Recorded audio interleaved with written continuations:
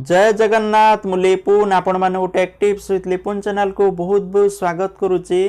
आज गोटे समस्त बहुत बड़ इनफॉरमेशन रही जहाँकि समस्ते जानिबा निहाती दरकार।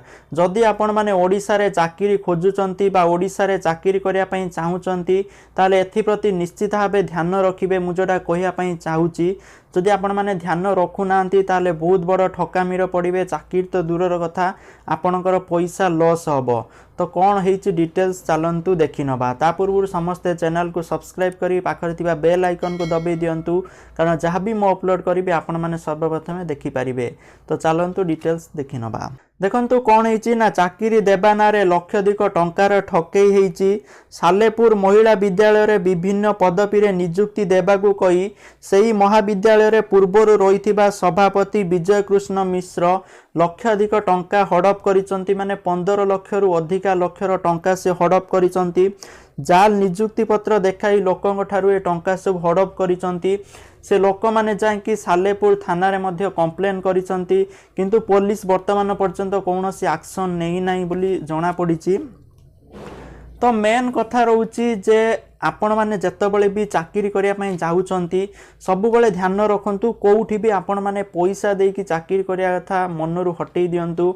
निज कैपेबिलिटी रे चाकरी करंतु। ओडिसा रे देखंतु चाकरी रो बहुत मात्रा रे अभाव कारण जदि आपण माने अलका देखिबे सिटी जपरिक बांग्लोर हो दिल्ली हो गुड़गांव हो बा अलका हैदराबाद हो सेठी चाकरी रे बहुत सारा कंपनी जो अच्छी जपरी पिला पाठ पढ़ुवा समय भी चाकरी करचंती बा पढ़ी सारा परे सेमानंकु तुरंत चाकरी मिल जाउची कोनोसी माने असुविधा होनी। किंतु जदि आपण माने ओडिसा रे लक्ष्य करते जिबे बहुत सारा बीपीएस कंपनी तो नाही एमएनसी नाही किंतु जहाँ भी अच्छी एटी चिन्हा परिचित थ्रो रे ही समस्त पशा होची। इमिति नु आपणकर कैपेबिलिटी अछि आपणकर चाकरी हे जिवो सेमती बहुत ही कम होची ओडिसा रे।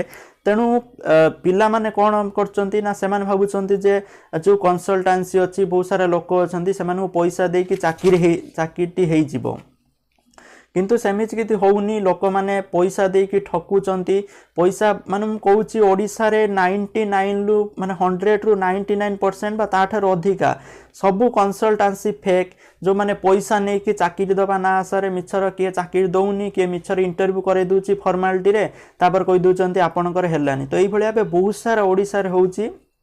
ओके तो मु समस्त की अनुरोध करुच्ची समस्त छात्र छात्री जो माने भी ओडिसा रे चाकरी खोजिया पई जाउछंती दया करी कि जो माने आपन को पैसा मागुचंती सेठी बिल्कुल भी पैसा दियंतुनी।